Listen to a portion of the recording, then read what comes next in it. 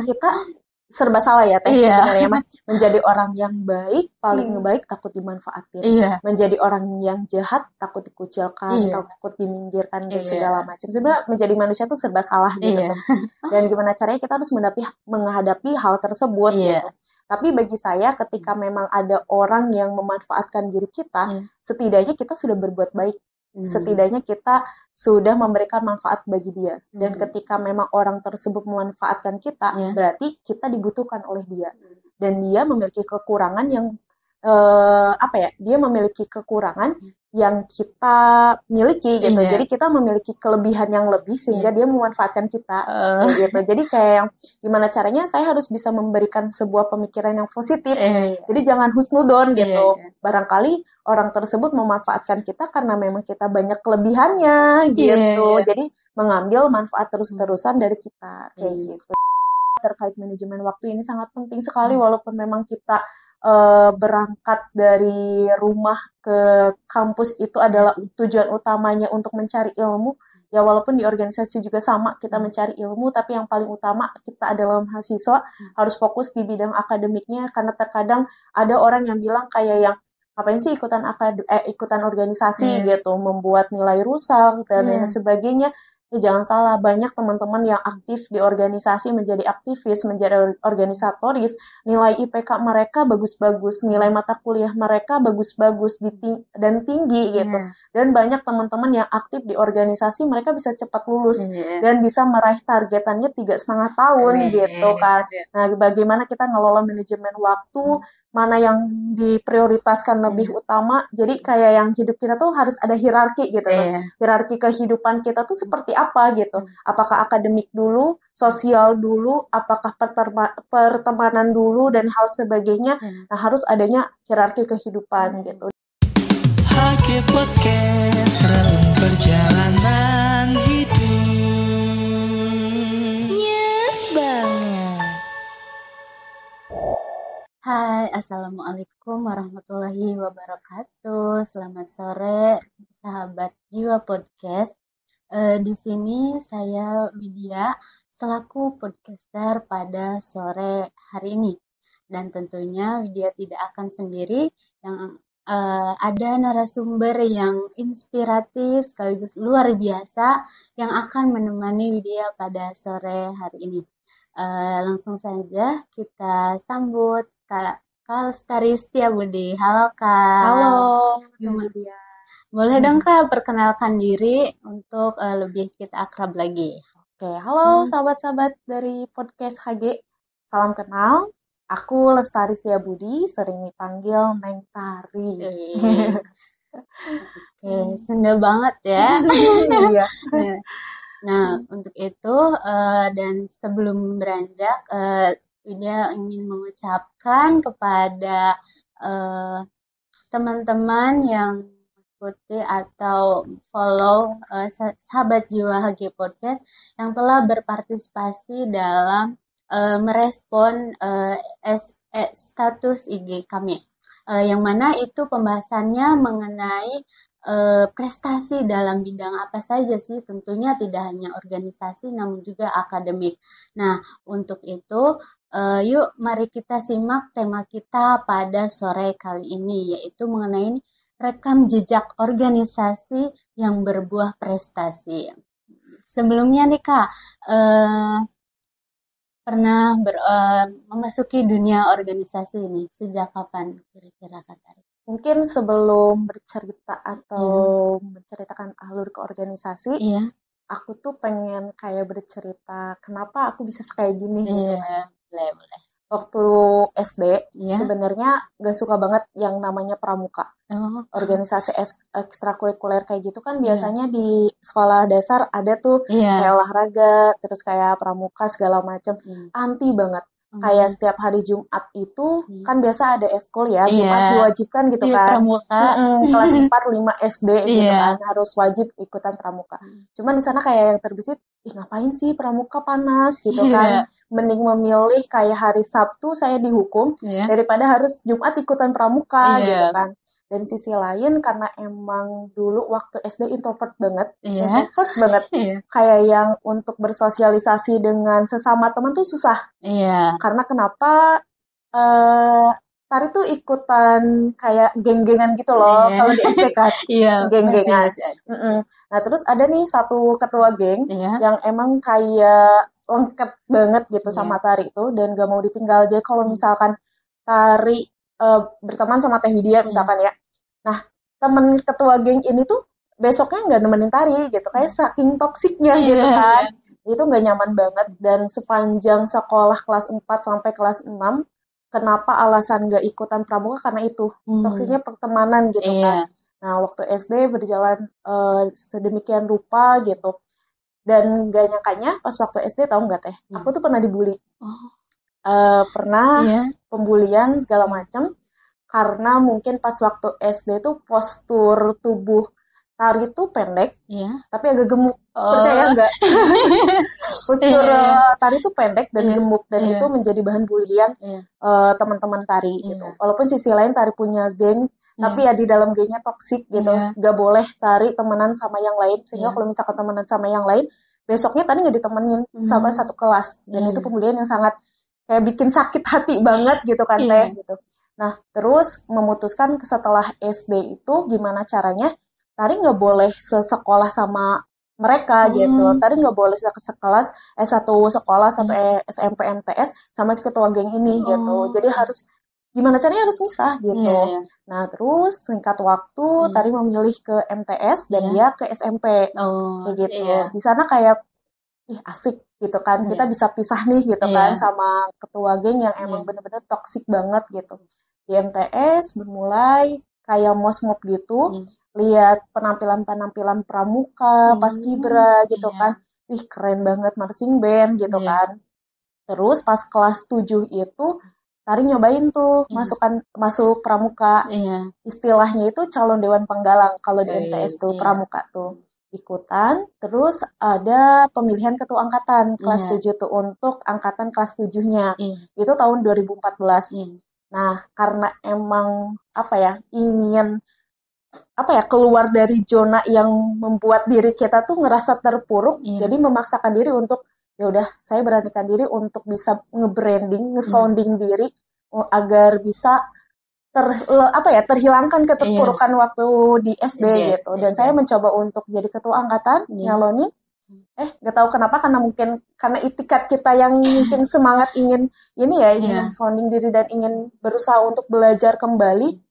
Saya kepilih jadi ketua angkatan di pramuka. Setelah itu berjalannya waktu, saya ikut kegiatan pramuka, asik ternyata. Yang selama ini saya pandang di waktu SD, pramuka tuh hanya panas-panasan, bikin badan lengket, bikin badan hitam, itu dia gitu. Dan ternyata asik juga gitu. Pas waktu MTS, seiring berjalannya waktu, saya nikmatin prosesnya, ikutan pramuka, kelas 8, adanya pemilihan ketua Dewan Penggalang, saya memberanikan diri walaupun perempuan sendiri untuk mencalonkan ketua, saya ikutan, saya memberanikan diri, saya juga bisa perempuan gitu, jadi ketua pramuka. Dan akhirnya saya kepilih jadi ketua pramuka. Di sana kayak menitih di organisasi tuh makin asik saja gitu. Kalau selama semester di kelas 8 sama kelas 9, bayangan Teh, saya cuma belajar 6 bulan, setengah semesteran gitu kan. Dan selama setengah semester itu saya full ikutan kegiatan. Tapi nggak tahu kenapa, karena buah hasil dari kita berkiprah di organisasi, sering kegiatan kesana kemari, tapi tetap kita mendapatkan penghargaan dari sekolah gitu.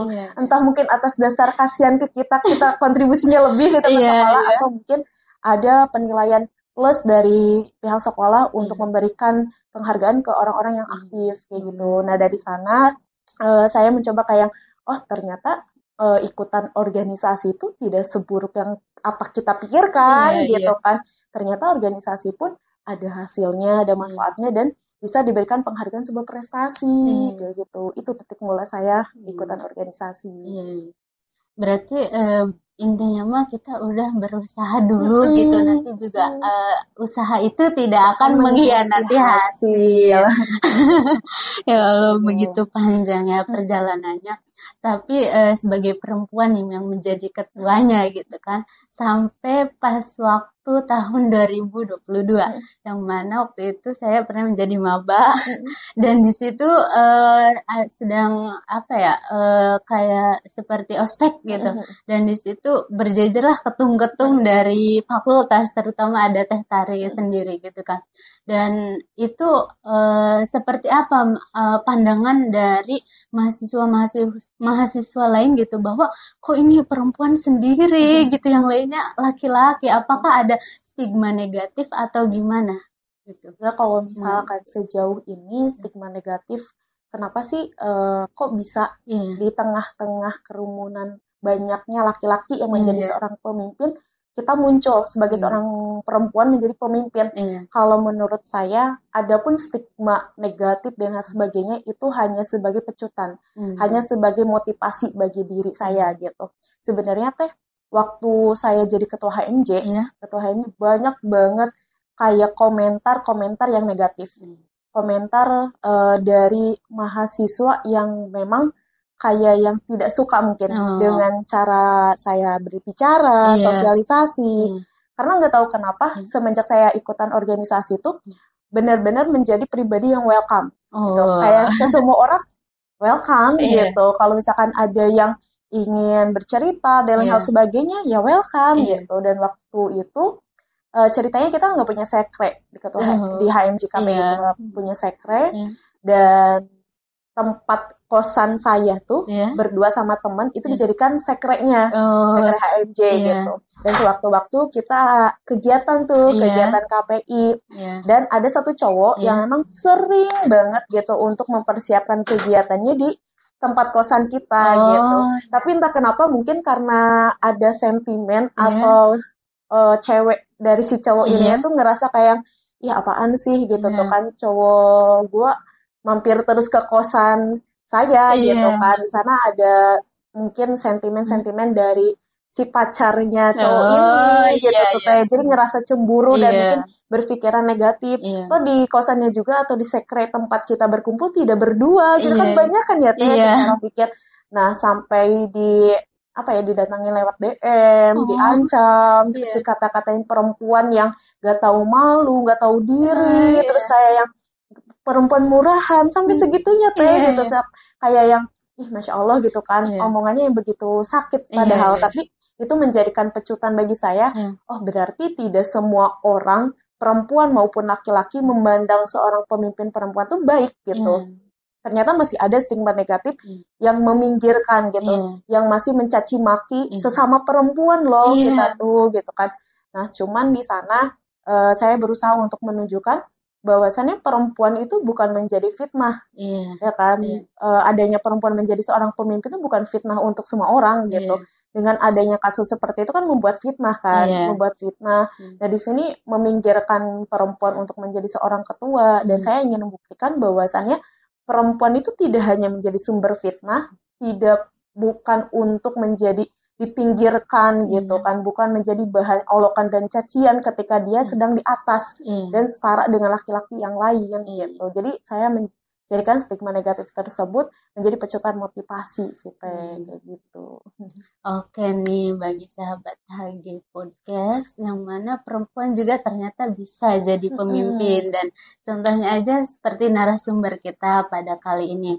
Dan banyak beranggapan bahwa perempuan itu bisa dan setara, bahwa kita juga bukan saling menjatuhkan ya, tapi juga saling menguatkan dan saling merangkul. Seperti itu. Sungguh luar biasa sekali. Selanjutnya nih Kak, sebagai kakak yang mengarungi organisasi gitu, yang mana sebagai nahkodanya, apa sih yang menjadi tujuan kakak masuk organisasi sendiri gitu, baik di internal maupun di luar? Sebenarnya tujuan utama tuh satu, ingin menjadi manusia yang bermanfaat. Itu cita-cita sepanjang hidup saya. Gimana caranya saya bisa bermanfaat untuk orang-orang, Dan ketika kita masuk ke organisasi, tentunya setidaknya ada sedikit kontribusi, ada setidaknya sedikit kebermanfaatan yang kita lakukan gitu, dengan ikut kegiatan, dengan bersosialisasi, dengan kita membantu pihak kampus untuk menjadi jembatan bagi mahasiswa sebagai informasi.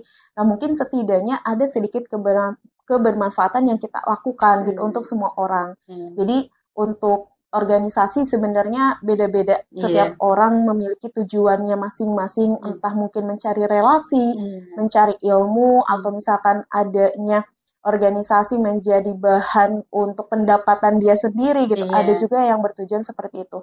Cuman mungkin kita juga tidak terlalu menafikan hal itu gitu. Kita juga pasti perlu dan mungkin ada sedikit tujuan ke hal yang sana. Tapi untuk yang lebih utamanya berorganisasi selain untuk mencari relasi, tentunya mengikuti organisasi adanya relasi dong gitu. Tapi sisi lain gimana caranya kita memiliki sebuah tujuan menjadi manusia yang bermanfaat gitu. Khairunas anfa'uhum linnas. Betul.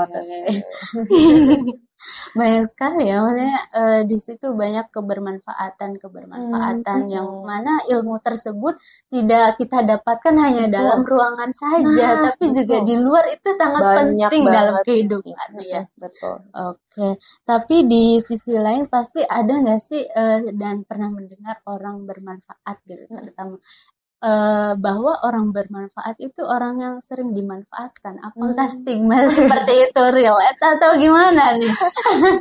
Betul, sering banget kayak kita serba salah ya Teh sebenarnya mah. Menjadi orang yang baik, paling baik takut dimanfaatin. Menjadi orang yang jahat takut dikucilkan, takut diminggirkan dan segala macam. Sebenarnya menjadi manusia tuh serba salah gitu tuh. Dan gimana caranya kita harus menghadapi hal tersebut gitu. Tapi bagi saya ketika memang ada orang yang memanfaatkan diri kita, setidaknya kita sudah berbuat baik. Setidaknya kita sudah memberikan manfaat bagi dia. Dan ketika memang orang tersebut memanfaatkan kita, berarti kita dibutuhkan oleh dia. Dan dia memiliki kekurangan yang dia memiliki kekurangan yang kita miliki gitu. Jadi kita memiliki kelebihan yang lebih sehingga dia memanfaatkan kita gitu. Jadi kayak gimana caranya saya harus bisa memberikan sebuah pemikiran yang positif. Jadi jangan husnudon gitu. Barangkali orang tersebut memanfaatkan kita karena memang kita banyak kelebihannya gitu. Jadi mengambil manfaat terus-terusan dari kita kayak gitu. Jadi bukan sebuah kerugian juga ketika memang kita dimanfaatkan, asalkan kita bisa memposisikan diri. Bagaimana ketika memang posisi kita dimanfaatkan, jangan sampai terlalu dinominasi bahwasannya ini orang bisa dimanfaatin nih gitu tuh. Dan kita juga harus bisa berpikiran dewasa, harus bisa berpikiran jernih gitu. Mereka memanfaatkan secara apa dulu gitu kan, sehingga kita tidak terlalu terlena dengan hal itu, walaupun kita orang baik. Gitu. Nah, menjadi baik juga baik, tapi terlalu baik itu nggak baik. Jadi ya gimana ya intinya mah kita harus bisa memposisikan diri kita di mana dan kapan, dan ini tentunya bisa menjadi kita untuk saling menebar kebermanfaatan. Dan tentunya kita juga untuk lebih jika tidak mampu untuk membantu dan tolong katakan tidak, seperti itu. Dan selanjutnya sejauh ini yang menjadi ketua gitu kan, ini siapa sih role modelnya gitu kan? Pasti juga ada idola atau siapa gitu yang menjadi ini buat Teh Sari buat lebih sebagai kiblat untuk terus menjadi ketua atau aktif organisasi gitu. Mungkin setiap orang punya idolanya masing-masing, punya sisi pionirnya masing-masing untuk dia bisa berkembang gitu, menjadi motivasi lah ya. Sebenarnya saya punya satu orang, itu perempuan hebat juga, perempuan Jawa Barat yang luar biasa menurut saya.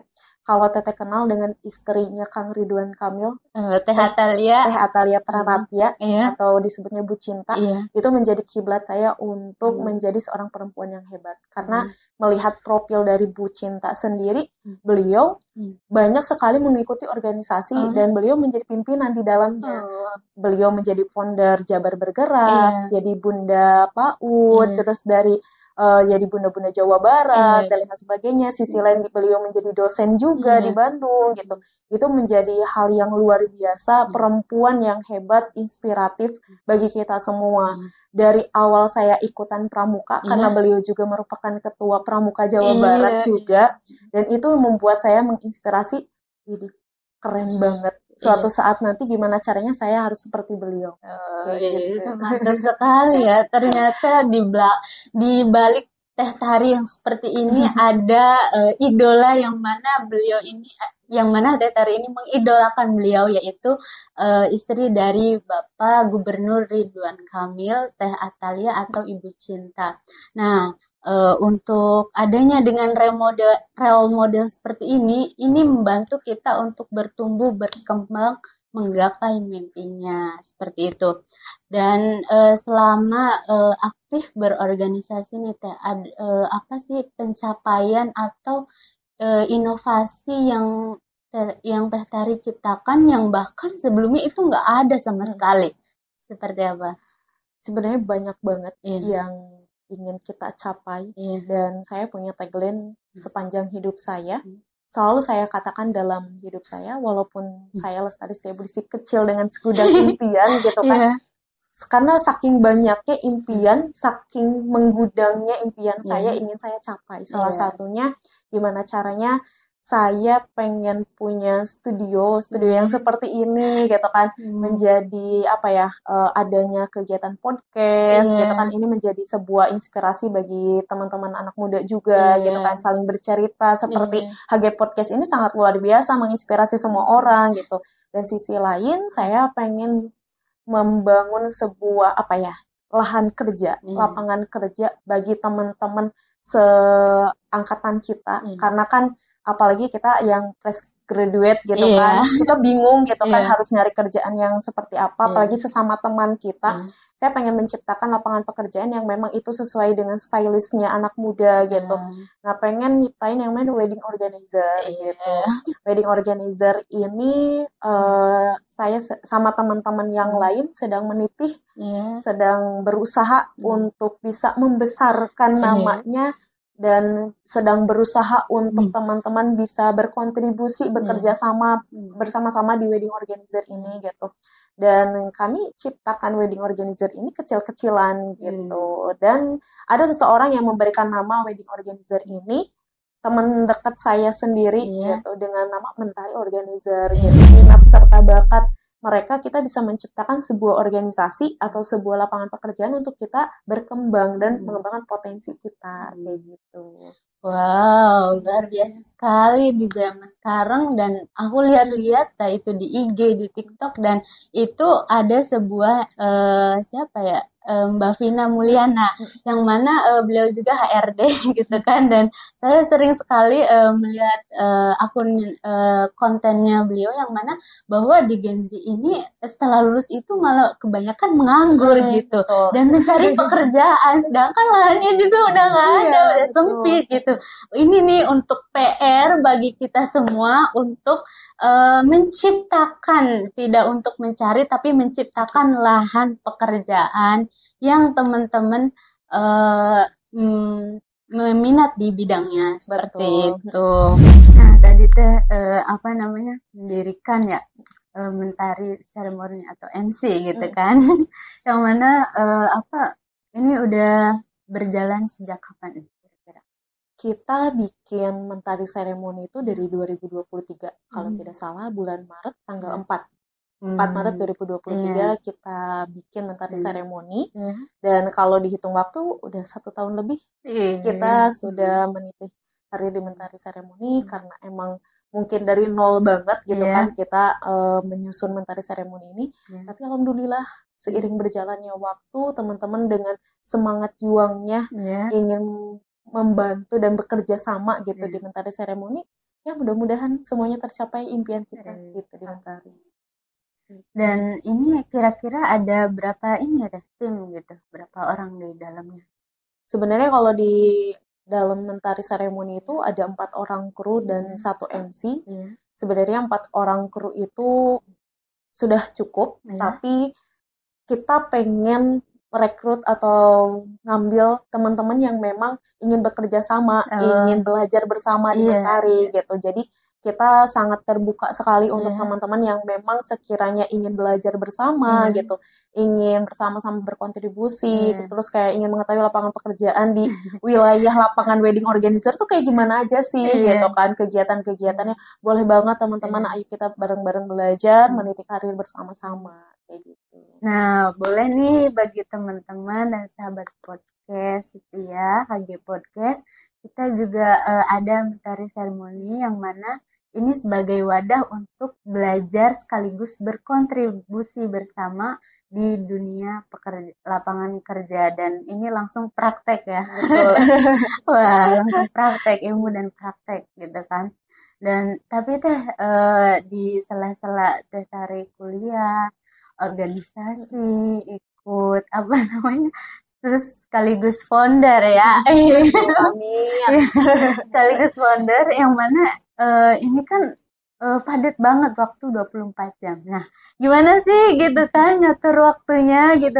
Terus mohon maaf, dan sebelumnya waktu itu aku pernah main ke kos teh tari yang mana di situ ada kayak papan tulis gitu deh. Terus di situ ini ditulis apa namanya, tanggal, terus kegiatan, terus jamnya. Ini produktif banget, emang harus kayak gini. Nah, gimana nih biar efektif gitu manajemen waktu? Tentang manajemen waktu dan manajemen sehari-hari kita. Sebenarnya Tete juga kan aktif nih di organisasi. Pastilah kita diajarin nih kayak gimana manajemen waktu sebenarnya gitu kan. Nah, saya coba mengaplikasikan hal tersebut di kehidupan sehari-hari gitu. Dengan apa yang memang ilmu didapat dari organisasi, saya aplikasikan nih ke sehari-harian gitu di manajemen waktu ini. Sebenarnya saya nikmatin saja ketika memang terlalu banyak kegiatan dan sebagainya, dan karena memang hobi berkegiatan, hobi bersosialisasi dan sebagainya, itu merupakan asik bagi saya gitu. Kalau misalkan satu hari ada 4 kegiatan pun, hayo gitu. Kalau misalkan memang ada kegiatannya gitu kan. Nah, kalau misalkan secara manajemen waktu, seringkali saya men-timeline gitu. Kayak yang timeline, besok nih ada kegiatan apa saja gitu, yang memang sekiranya bisa disesuaikan dengan kegiatan kita gitu. Terkadang ada undangan atau misalkan harus hadir di kegiatan untuk ikut berkontribusi gitu kan. Nah, saya lebih menyesuaikan juga dan bisa mengatur waktu sedemikian rupa. Kalau misalkan sekiranya bentrok dengan mata kuliah, gimana caranya kita bisa ngelobi dosennya, atau misalkan kayak ngehadirin dulu nih mata kuliah yang memang benar-benar wajib bagi kita sebagai mahasiswa gitu. Setelah itu kita menghadiri kegiatan walaupun memang sedikit telat gitu. Nanti setelah kegiatan itu ada kegiatan yang lain, misalkan bentrok dengan kegiatan yang lain, ya di sana ada lobbying. Kalau misalkan kita telat ke yang kegiatan ini, gimana nih selanjutnya gitu kan. Adanya teknik lobbying juga di sana gitu. Dan gimana caranya sehari-harinya itu benar-benar kita timeline, karena emang saya orangnya pelupa ya Teh, dan memang taledor juga gitu orangnya, kalau bahasa Sunda taledor gitu kan. Makanya kenapa di kosan tuh saya pasang papan tulis gitu kan, karena kayak lucu banget gitu kan papan tulis di kosan gitu. Yang lain mah nempelnya figura atau misalkan apa, ini papan tulis gitu. Cuman karena emang itu satu-satunya pengingat untuk tari, kayak yang tanggal besok nih ada kegiatan-kegiatan ini gitu, karena saking lupanya gitu. Karena terkadang walaupun sudah baca di HP gitu, makanya kan kemarin saya ngechat lagi kan, tapi bener kan besok Kamis itu kan sakingnya pelupa gitu, pelupa banget. Makanya kalau misalkan nggak disimpan atau ditulis di papan tulis kecil yang di kosan, saya suka ada buku catatan kecil, buku catatan kecil yang memang itu selalu bawa kemana-mana, entah mau kuliah, mau berkegiatan, pokoknya saya harus bawa catatan kecil itu. Karena kalau misalkan lagi kegiatan nih, ada pembahasan atau misalkan ada undangan secara mendadak gitu, saya langsung tulis di buku catatan itu gitu. Terus sambil berkegiatan, sambil nginget-nginget besok ada kegiatan apa gitu kan, saya tulis. Nanti setelah ke kosan, saya tulis lagi di papan tulis gitu, catatan-catatan itu gitu, karena saking pelupanya Teh gitu. Tapi ya dinikmatin, enjoy gitu, kayak yang asik juga kalau misalkan memang kita bisa mengatur manajemen waktu sehari-hari kita kayak gitu Teh. Nih boleh nih bagi tips manajemen waktu yang efektif ala Teh Tari ini.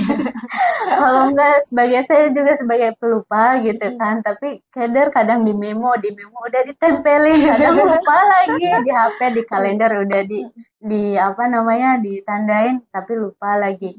Nah, untuk sahabat podcast gitu yang mana agar waktu itu tidak mepet deadline atau lupa gitu, kita boleh nih bawa buku catatan kecil yang itu bisa dibawa kemana-mana. Dan boleh juga tips nih, ada papan tulis kecil yang bisa dipajang di kosan, di kamar, atau dimanapun yang mana sebagai pengingat kita tentang waktu kegiatan tersebut gitu. Dan mana waktu tersebut kalau tertinggal sangat rugi sekali ya. Betul banget. Kalau tertinggal 5 menit, 3 menit gitu. Wah, luar biasa, itu sangat disayangkan sekali Teh. Karena waktu adalah uang. Betul. Iya. Nah, sejauh ini Teh yang banyak kegiatan, banyak manajemen waktu, dan ini benar-benar sangat diimplementasikan dalam kehidupan. Hal apa yang paling Teh Tari lebih terpuruk banget gitu Teh, sehingga waktu itu kayak gak mau berlalu lagi, udah cukup waktu itu saja, seperti itu. Sebenarnya ada beberapa hal yang memang membuat diri kita terpuruk. Tidak selamanya diri kita selalu bahagia, selalu di atas dan sebagainya. Ya, kehidupan sebagaikan roda berputar, kadang di atas, kadang di bawah. Walaupun tari di depan orang-orang, di halayak ramai, menunjukkan muka yang ceria, terus menunjukkan kebahagiaan kita gitu sebagai seorang lestari setia budi gitu kan ya, selalu bahagia.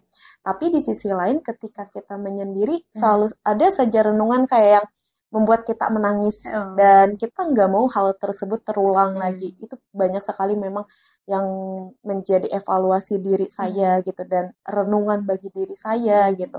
Entah saya merasa terpuruknya itu terkadang saya capek, merasa capek gitu. Kayak merasa capek dengan semua hal yang memang saya lakukan gitu. Terkadang kan kita enjoy, nikmatin dan seasik itu gitu karena itu hobi kita gitu. Tapi di sisi lain kita juga ngerasa capek Teh gitu. Kayak yang ya Allah kok gini banget gitu kan. Kayak yang bisa gak sih kita gak kayak gini gitu. Kayak yang banyak orang yang bilang, "Tar, lu tuh gak capek apa gitu, kayak gini. Terus banyak orang yang kayak, "Tar, lu tuh harusnya kayak gini loh," gitu. Dan banyak orang yang mengatur gitu kan, itu yang membuat saya capek juga gitu. Kita yang menjalankan, tapi orang lain yang mengatur gitu. Tapi saya menghempas semua omongan itu sebenarnya. Tapi sisi lainnya memang saya capek gitu tuh dengan menjalankan semua hal ini gitu, dengan omongan-omongan stigma negatif ke kita gitu. Itu membuat diri saya terpuruk gitu. Dan ketika sendiri kayak merenung gitu kan, menyepi di dalam kosan, mengingat hal-hal yang memang menghampiri sebuah hal yang negatif bagi kita, itu membuat saya nangis kejer gitu kalau misalkan lagi sendiri di kosan. Makanya ketika capek, ketika lagi tidak terkondisikan pikiran dan jiwa, jangan sampai saya sendiri. Kalau misalkan sendiri pasti saya bisa nangis gitu, karena saking capeknya dan saking terpuruknya dengan rasa capek itu. Di balik keceriaan wajah-wajah Teh Tari ini, pasti di belakang ada merasakan begitu kecapean dan kesedihan.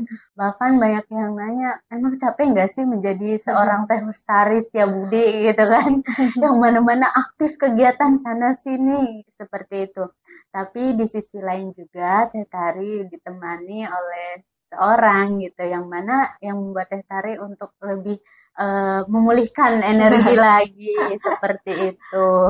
Nah, boleh nih Teh bagi-bagi tips buat sahabat Jiwa HG Podcast agar kita bisa memanage waktu, terus aktif kegiatan organisasi, sekaligus kita sebagai mahasiswa gitu dalam akademik juga harus jalan gitu. Gimana nih biar balance gitu? Kalau tips, mungkin semua orang juga punya tipsnya masing-masing gitu untuk menjalani kegiatannya gitu. Cuman kalau dari Tari pribadi, yang pertama itu usahakan diri kita tuh memiliki sebuah vibes positif gitu. Kayak benar-benar positive vibes gitu kan, positive vibes gitaran yang memang itu membuat diri kita tuh positif dan selalu bahagia gitu. Jangan terlalu memikirkan hal-hal yang memang membuat diri kita tuh terpuruk gitu. Kayak misalkan hari ini ya udah kita jalani hari ini saja, jangan memikirkan hari esok gitu. Karena hari esok kita tidak tahu, walaupun memang kita sudah men-timeline, sudah merencanakan, karena kan kita hanya bisa merencanakan, Allah yang menentukan kan gitu kan. Jadi boleh kita merencanakan sesuatu hal yang memang menjadi agenda kita di esok hari, tapi jangan sampai memikirkan hari esok kita mau seperti apa saja, dan itu yang membuat tekanan bagi diri kita gitu. Jadi usahakan yang pertama itu positive vibes gitu ke diri kita, berikan energi yang baik bagi diri kita. Jadi untuk menjalani kegiatan di sepanjang hari kita merasa enjoy, nyaman gitu dan asik gitu. Terus yang kedua terkait manajemen waktu, ini sangat penting sekali walaupun memang kita berangkat dari rumah ke kampus itu adalah tujuan utamanya untuk mencari ilmu. Ya walaupun di organisasi juga sama, kita mencari ilmu, tapi yang paling utama kita adalah mahasiswa harus fokus di bidang akademiknya, karena terkadang ada orang yang bilang kayak yang ngapain sih ikutan organisasi gitu, membuat nilai rusak dan lain sebagainya. Ya jangan salah, banyak teman-teman yang aktif di organisasi, menjadi aktivis, menjadi organisatoris, nilai IPK mereka bagus-bagus, nilai mata kuliah mereka bagus-bagus dan tinggi gitu. Dan banyak teman-teman yang aktif di organisasi, mereka bisa cepat lulus dan bisa meraih targetannya 3,5 tahun gitu kan. Nah, bagaimana kita ngelola manajemen waktu, mana yang diprioritaskan lebih utama. Jadi kayak yang hidup kita tuh harus ada hierarki gitu kan. Hierarki kehidupan kita tuh seperti apa gitu. Apakah akademik dulu, sosial dulu, apakah pertemanan dulu, dan hal sebagainya. Nah, harus adanya hierarki kehidupan gitu. Dan yang ketiga, adanya sosok teman atau sosok seseorang yang memang itu menjadi tempat kita berpulang. Karena bukan kalau keluarga ya pastinya ya itu menjadi tempat pulang kita yang utama gitu. Tapi harus ada sosok teman atau ada seseorang yang memang menjadi pendukung kita, entah teman atau misalkan barangkali sahabat-sahabat punya pacar dan sebagainya, itu bisa menjadi tempat kita berpulang untuk berkeluh kesah, untuk kayak mencurhatkan isi hati kita, menceritakan kegiatan-kegiatan kita. Nah, itu yang menjadi positif vibes bagi kita. Kayak gitu sih tips dari Tari. Nah, menarik sekali nih, ada beberapa tips yang kita dapat diimplementasikan. Yang pertama yaitu kita mempunyai aura, memancarkan aura atau good vibes positif gitu, yang mana kita untuk mengafirmasi diri kita bahwa kita ini positif gitu. Lakukan apa yang sekarang lakukan, untuk hari esok ya udah nanti aja gitu kan. Dan untuk selanjutnya yaitu manajemen waktu, dan ini begitu sangat-sangat penting bagi kita semua, yang mana kita sebagai ada yang organisatoris atau akademisi dan yang lainnya, ini perlu banget untuk memanajemen waktu. Dan nggak ada salahnya untuk memasuki organisasi, jangan salahkan orangnya, tapi jangan salahkan organisasinya, tapi orangnya bagaimana dalam manajemen waktu, seperti itu. Dan semoga bermanfaat. Oke Kak, sebelum kita tutup ada slogan nih, dan boleh kita bareng-bareng ya? Boleh dong. Ketika Widya bilang HG Podcast, relung perjalanan hidupnya semangat. Oke. HG Podcast, relung perjalanan hidup. Yes banget. Terima kasih. Bye-bye. HG Podcast, relung perjalanan.